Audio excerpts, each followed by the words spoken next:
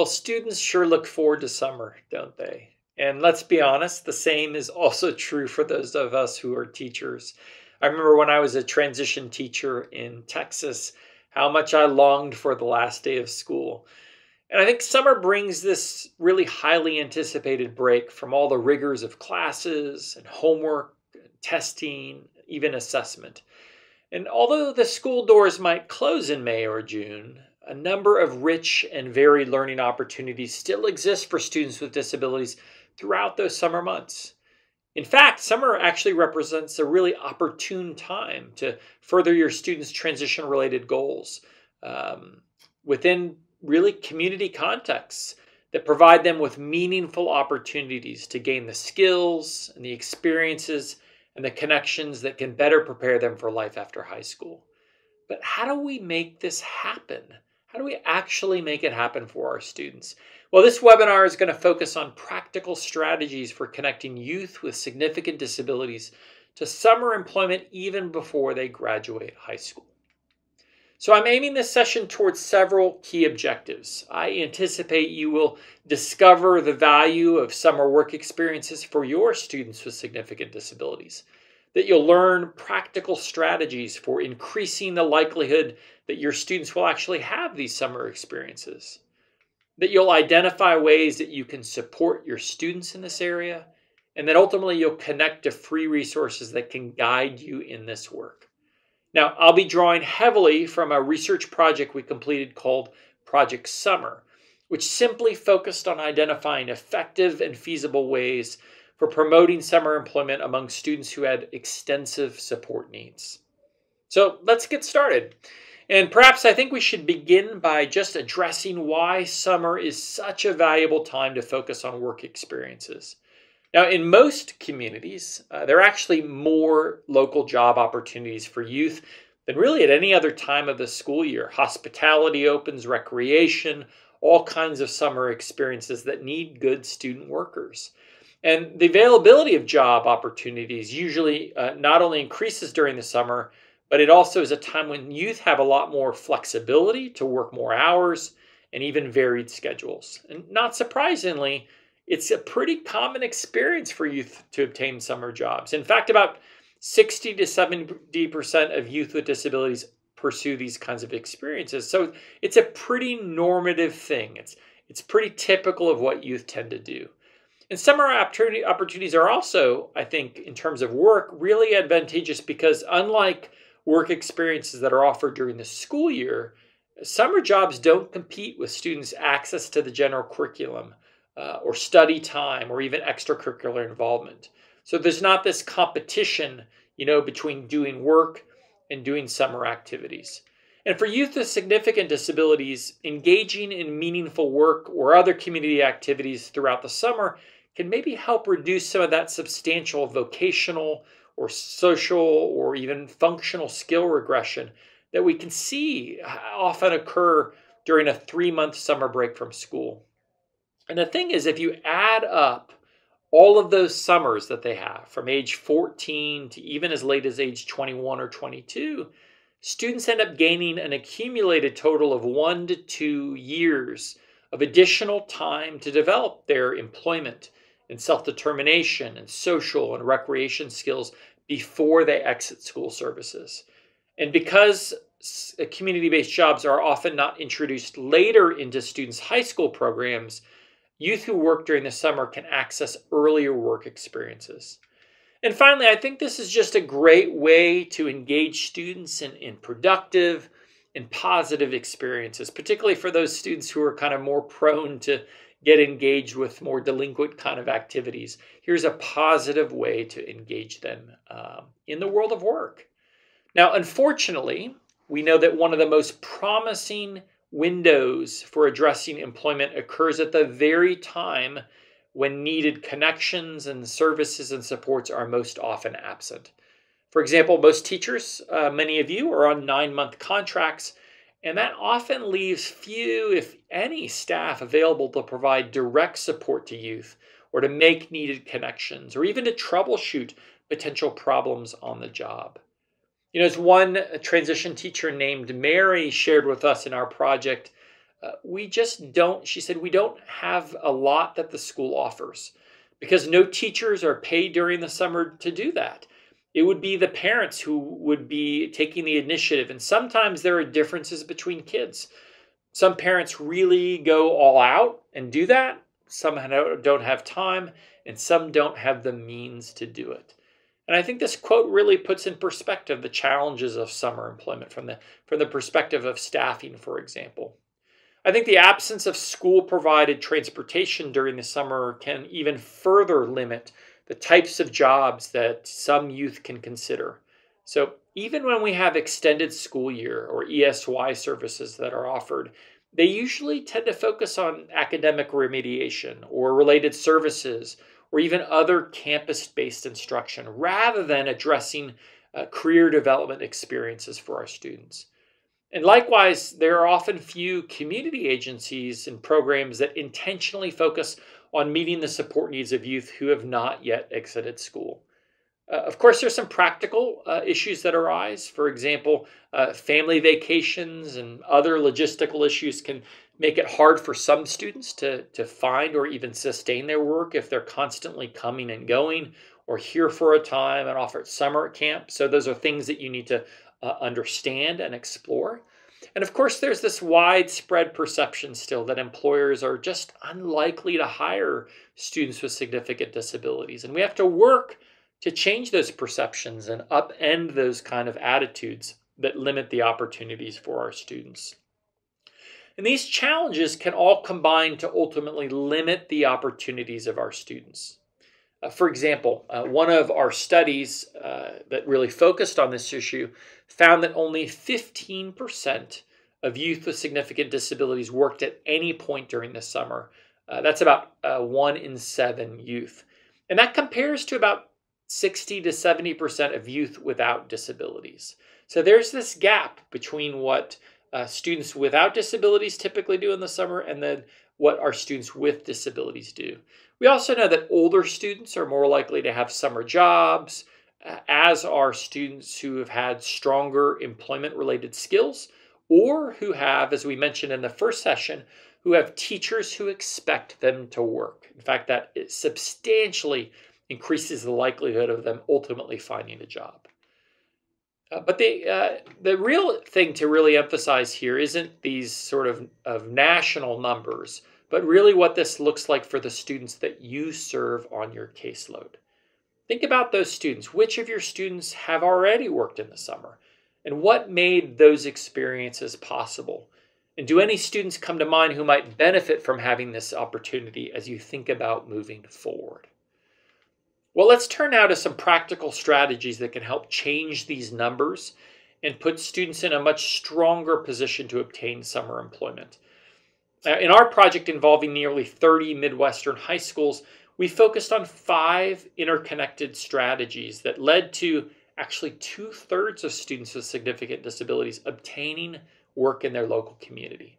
And those strategies included implementing summer-focused planning, identifying people within the school to serve as community connectors, identifying people in the business community to serve as employment liaisons or employer liaisons, and then undertaking local resource mapping, what we often call community mapping.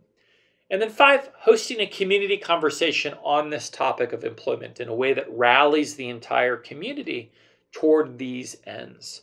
So I'm going to walk through each of these one at a time, and I'll explain what they look like and point you to some resources that can really help you with implementation.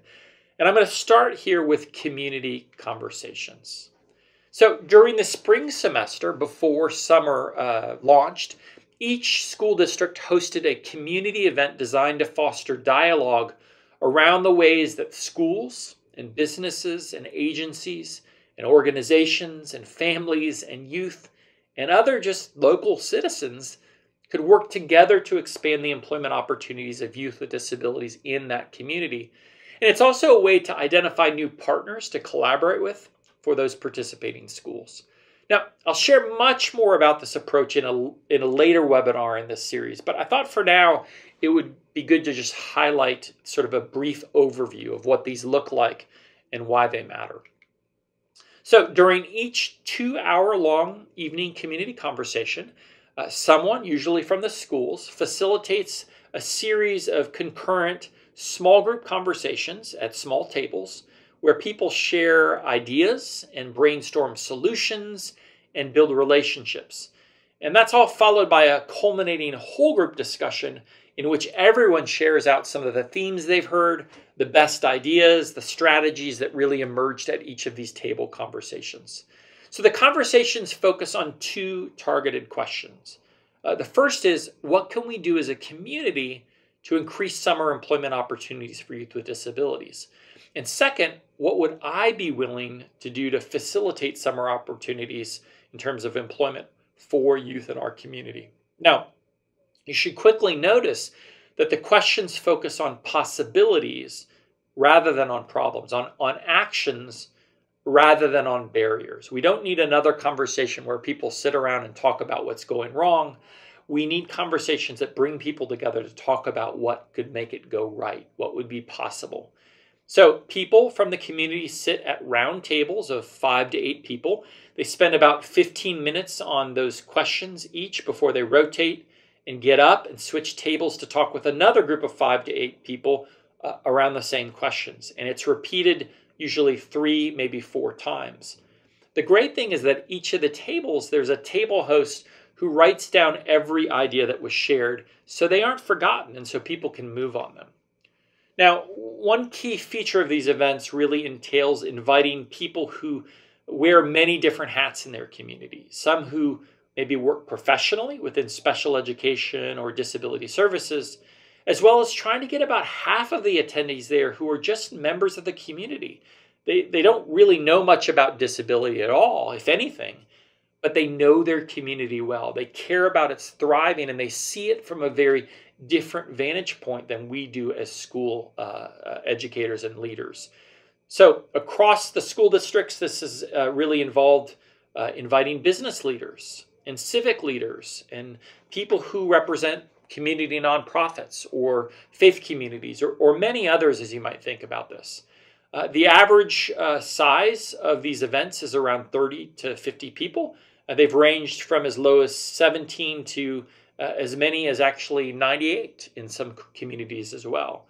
Now, this involves often people who affiliate with adult service agencies and high school staff and family members and employers and local government representatives and even others like local media or community organization. I think the point I want to drive home is that it's not the total number of attendees that matters. It's the variety of stakeholders that gathers that's important. And so think about that. What's the right representation from your community rather than feeling like you have to get every single person there? So at the end of the event, after these small group conversations where people are sharing their very best ideas, everyone moves from small group discussions to a whole group discussion for about 15 to 20 minutes, where people share out the very best or most promising ideas they heard. I put on the screen some examples of ideas within some rural communities that really excited people in those communities. Now, of course, all of the ideas that are generated, and there are often a couple hundred in 2 hours that are generated, those also are compiled back into a brief report that's shared back with attendees and other stakeholders. So all those ideas aren't lost. They become possibilities for moving forward.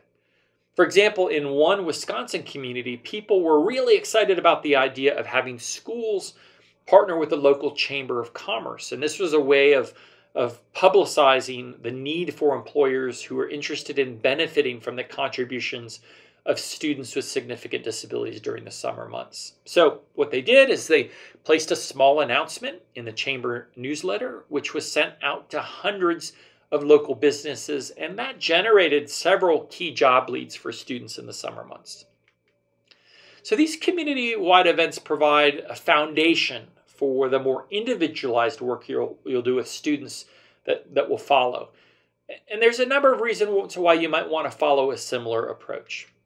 This is something that really ends up raising community awareness of employment needs. It's something that brings new players and partners to the table. You're gathering movers and shakers in your community, and that ends up raising a lot of this awareness as well. And what we find in terms of bringing new players on board is that at the end of the event, we ask people to sign up if they're willing to be part of having a role in bringing all the good ideas that were generated to fruition. We've never had an event where less than half of the people said, I want to be part of moving this work forward. The events also generate a couple hundred new ideas for the local community. It's ideas that actually have buy-in from people, that people feel are doable.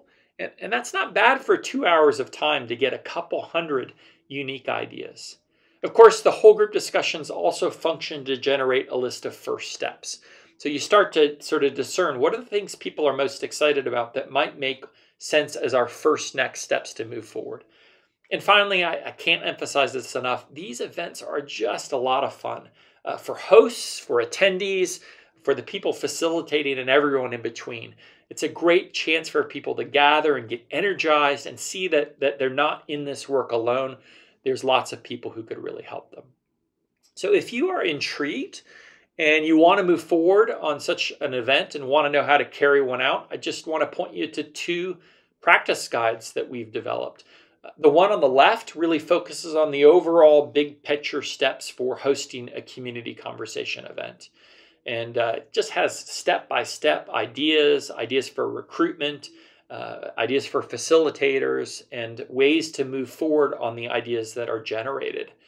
Now, the one on the right focuses more narrowly on how to apply this strategy to transition issues specifically, like youth employment. And so that's really focused on how a district might actually lead these efforts as well.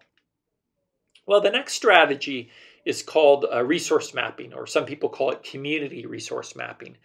And it was really something that just provides a systematic way of determining what already exists in a community that could align with the interests and goals and needs of students with disabilities at the school.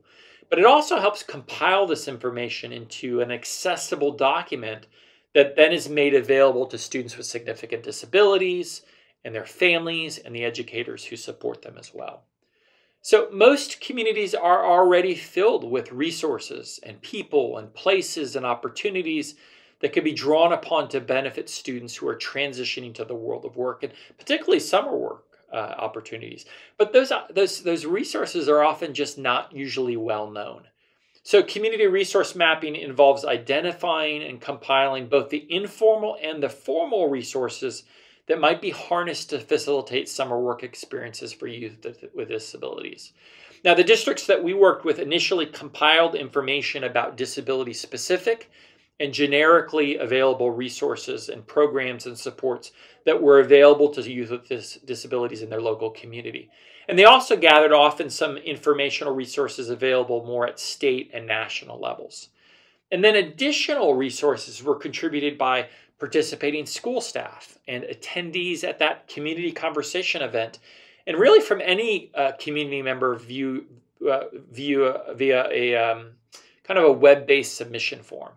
And those entries were organized by different transition domains. For example, it might be finding and maintaining employment and social opportunities or recreation opportunities or others that you want to include, even if you want to focus beyond employment itself. And each one of those entries has a resource description and a contact information, a person who, if you call or email, gets it and is likely to respond. And then those print versions of this and even electronic versions of each resource map are given to school staff who can then share it with their families and bring it up at transition planning meetings as well. In essence, you're compiling a list of all of the organizations and agencies and networks and associations and programs and services that are already present in your community. What do these groups do and why do they do it? What are available to everyone in our community, and what are focused just on people with disabilities, and what resources and opportunities and ideas might they be willing to share that leads more youth to summer employment.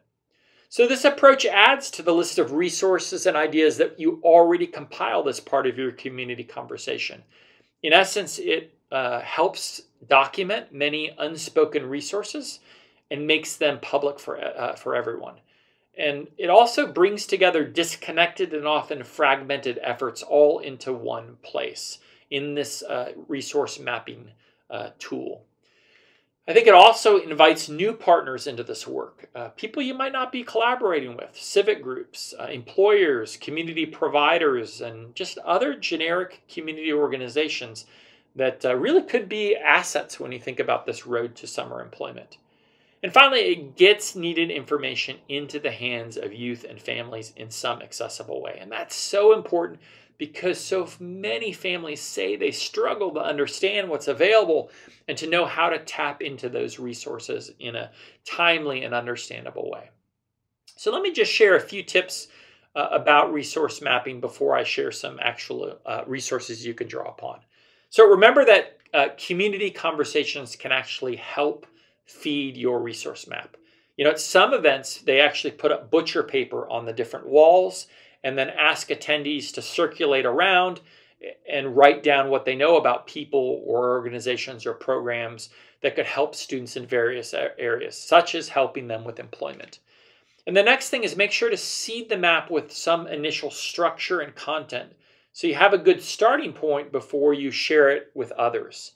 And then consider surveying the community to ask about what else they think should be added. In that sense, you're making it a living document that grows and changes over time as new resources are added or are no longer available. And finally, make sure it is informed by parents and teachers and others who know about opportunities that exist in the community.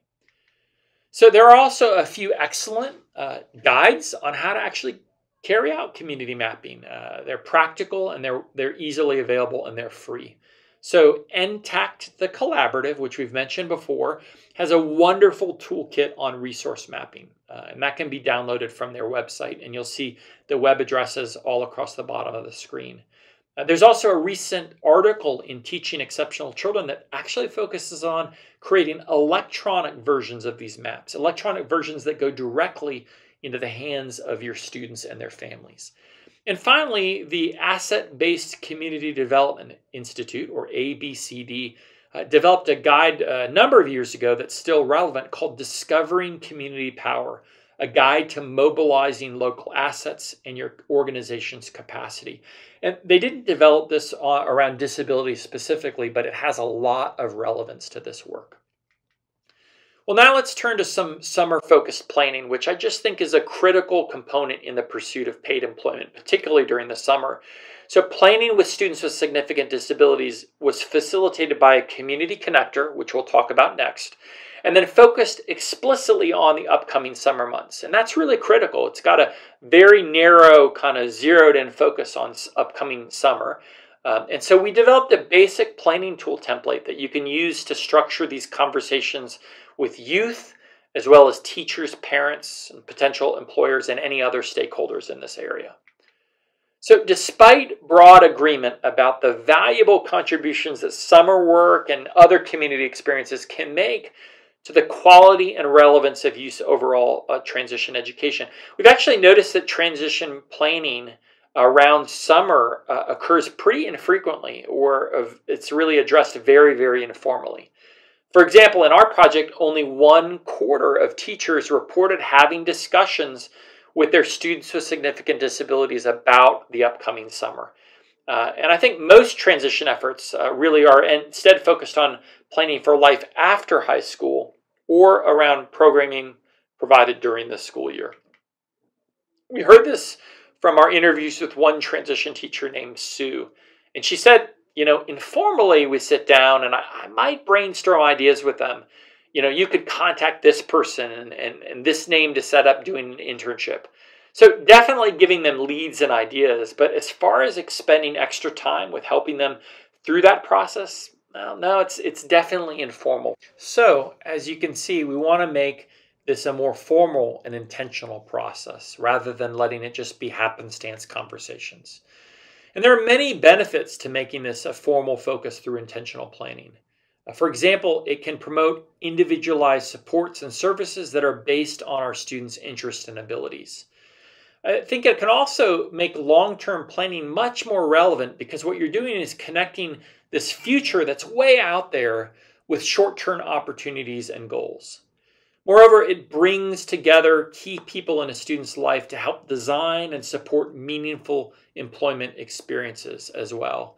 And I think that's a really important piece of this, to really think about how we bring those right players together as well. And I think it's also really rooted in best practices in transition that calls for active student and family involvement. So this is really a valuable approach. And what I'd like to do is share with you an example planning tool that I'll pull up on your screen, and I'm going to zoom in on various parts.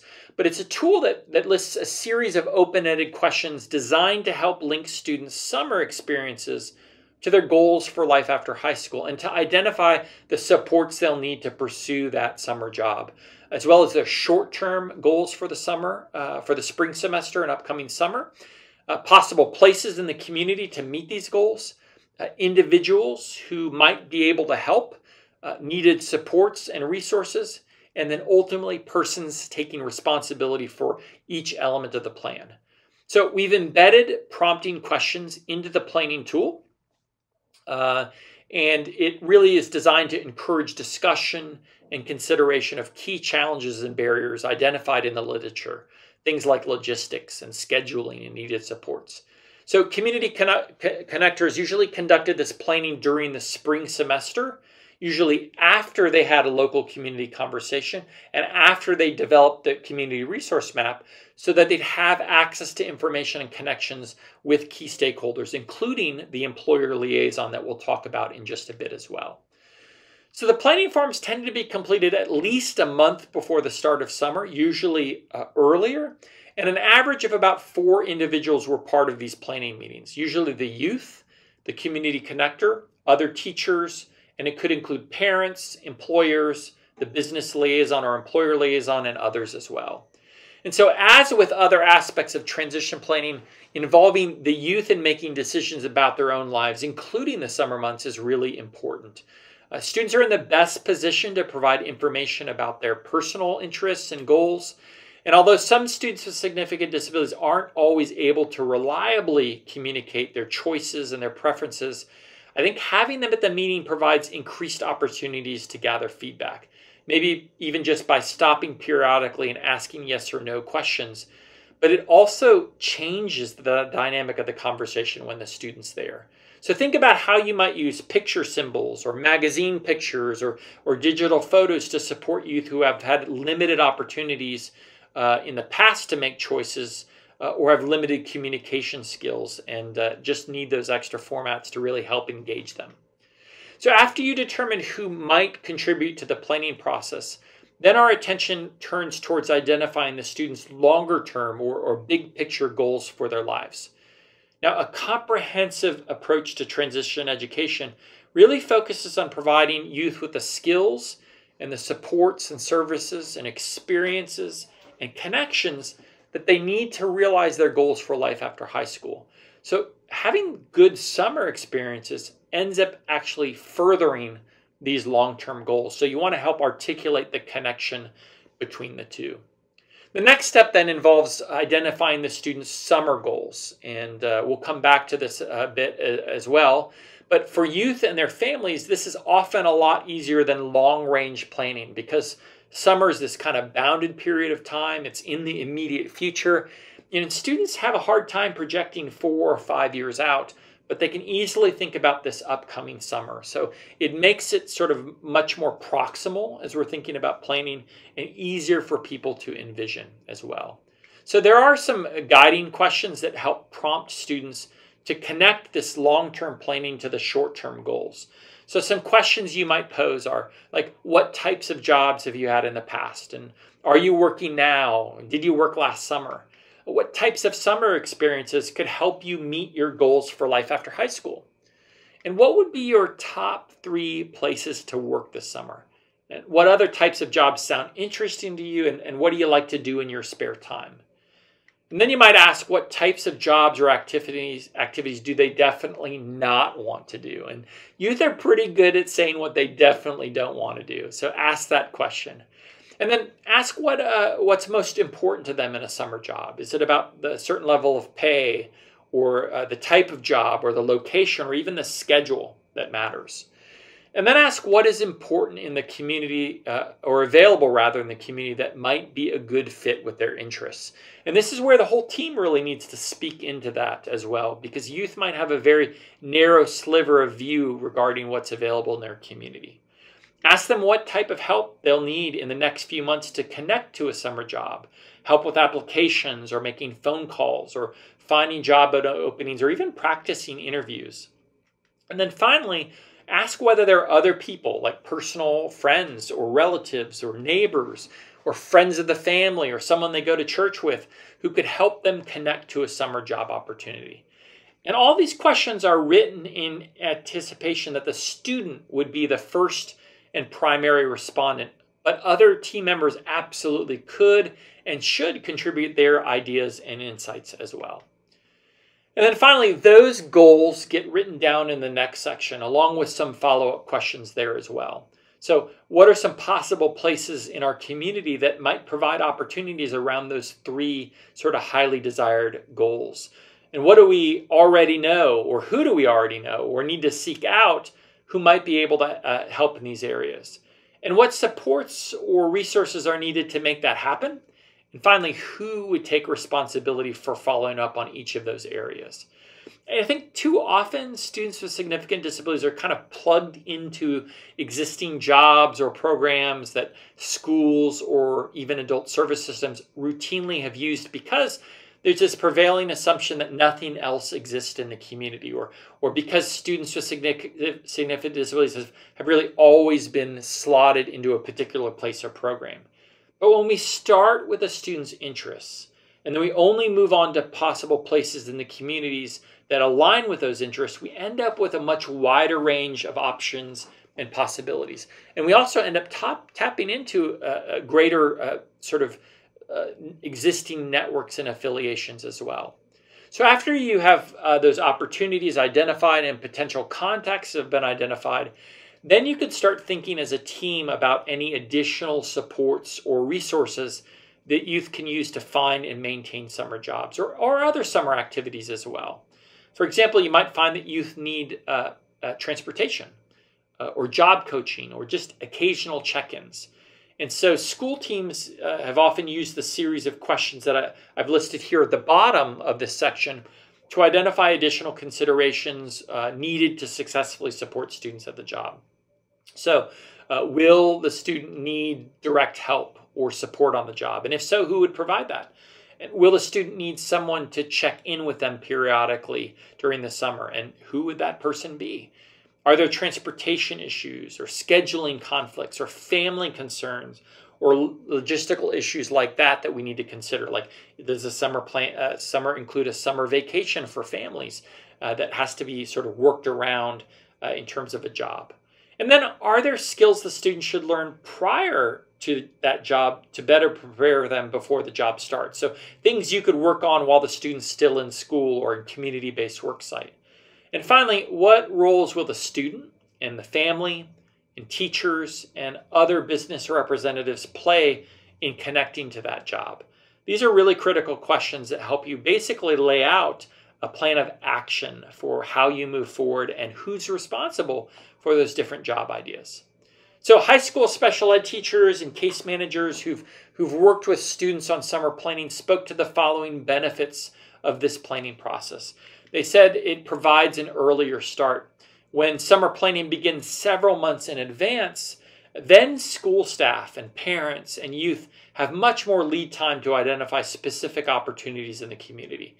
So if we begin the planning early in the spring, for example, one school was able to assemble these kind of one-page bios that lists the students' interests and anticipated availability and supports of those students who are seeking summer jobs. And then they shared those bios out with local Chamber of Commerce's and its members, which resulted in a lot of new jobs for those students. It also brings together multiple perspectives, and we talked about why that's important in the assessment session as well. But discussing what motivates the student most and talking through logistical issues like summer schedules for families, that's really important to successful planning. So one mother shared during one of the meetings that, her son's not an early riser, And so the teacher narrowed the job search to jobs that are available in the afternoon or evening hours. Those conversations are really important. But it also engages youth in the process. And so planning focused on activities and experiences that motivate the student and align to their interests, that certainly increases their buy-in and then ultimately the likelihood for success down the road. So there are students who've lost jobs in the past because of behavioral challenges. And the more we think about planning opportunities that align with their relevance, things relevant to the student and their interests, maybe that diminishes the likelihood of those behavioral challenges.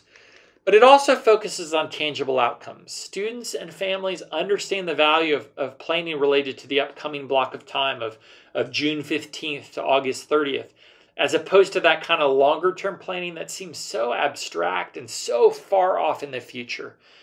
But the planning still is future focused. I mean, during planning, I think teachers can especially demonstrate that using these sort of short-term intermediate steps with families can contribute and even sometimes are necessary to reaching those longer-term employment goals.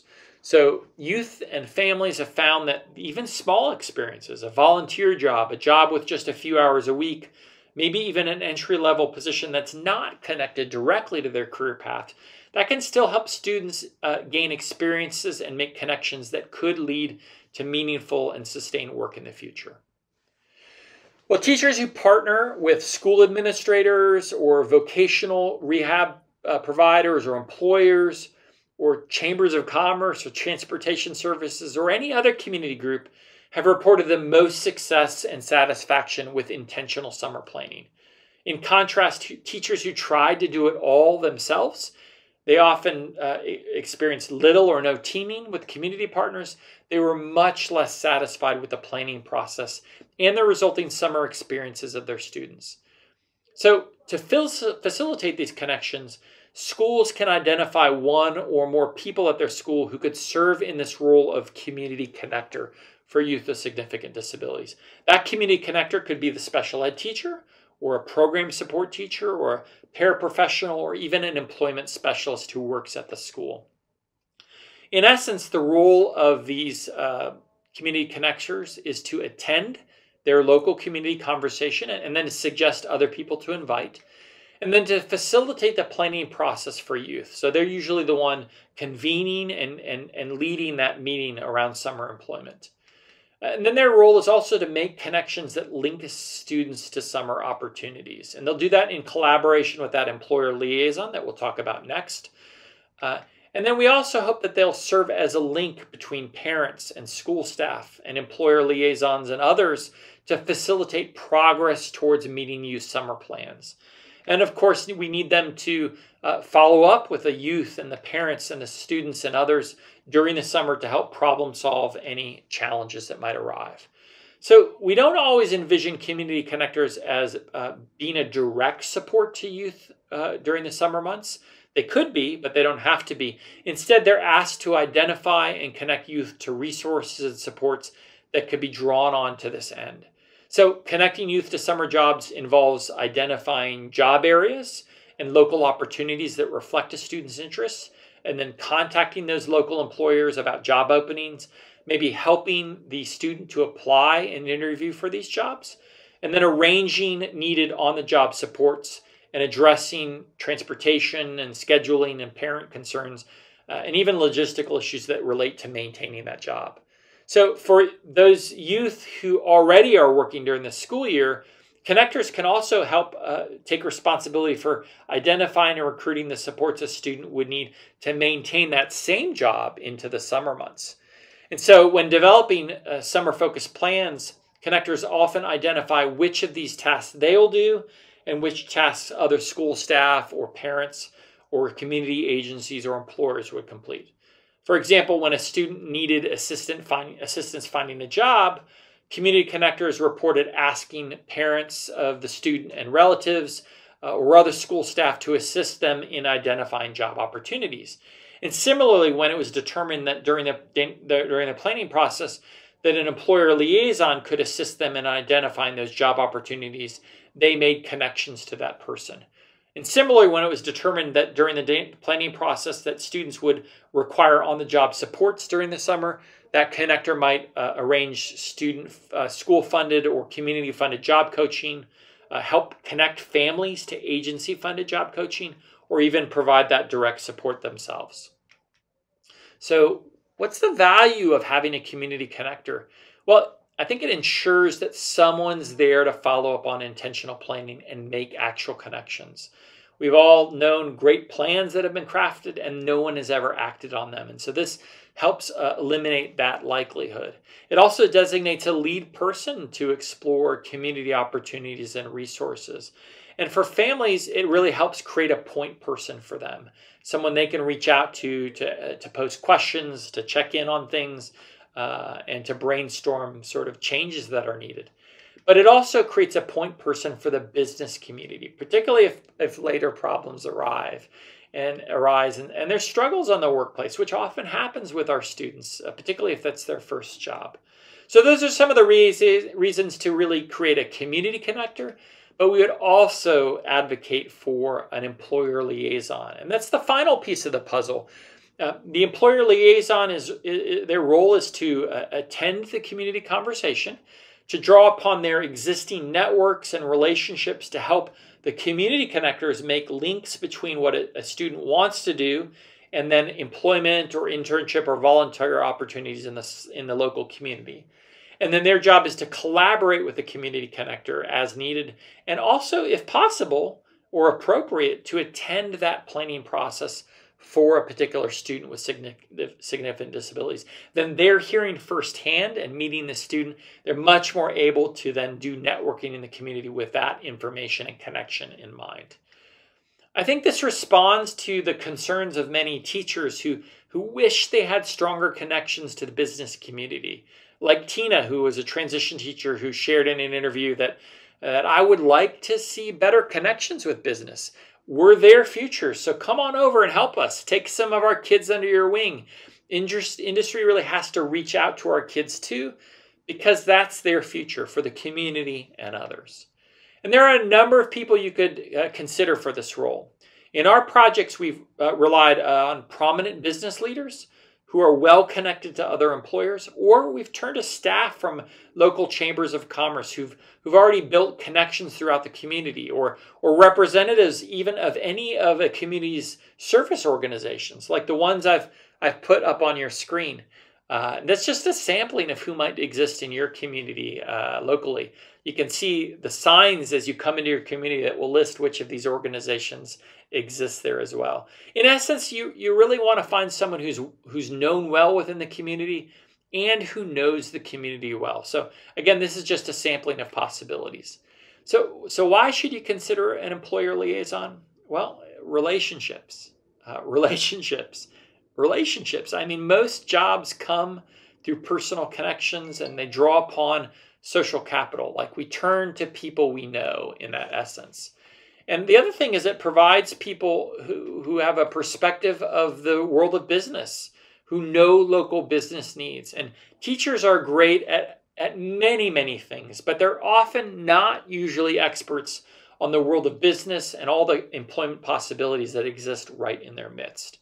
So you're bringing in people with different gifts and a different vantage point. It also provides a resource to help teachers so they don't have to do it at all. You know, we know our students well, we can make connections to business, but we need help from the business community to know who to connect with. And then finally, it identifies jobs that students and families and teachers might not otherwise know about or find on their own. And I think that's really brings a richness to this work and to these conversations. So that's it. 5 practical strategies that, when used individually or ideally collectively, can really help students with significant disabilities make their way into summer employment. And the thing is that when you pull all of these things together, these strategies make a real difference in youth outcomes. In one of our studies, we compared the summer employment outcomes of students with significant disabilities who received this 5-part intervention package, and we compared it with the outcomes of students who didn't get all of those things. And what's fascinating is we found that a significantly higher proportion of youth with severe disabilities who are in the intervention group participated in paid or unpaid community-based work experiences. Actually, about 2/3 or 66% of youth had that successful experience.